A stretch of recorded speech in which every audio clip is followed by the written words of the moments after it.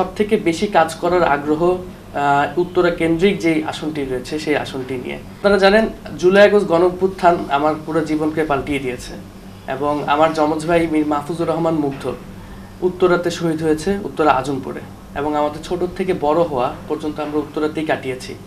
তাই আমার সবথেকে বেশি কাজ করার আগ্রহ উত্তরা কেন্দ্রিক যে আসনটি রয়েছে সেই আসনটি নিয়ে।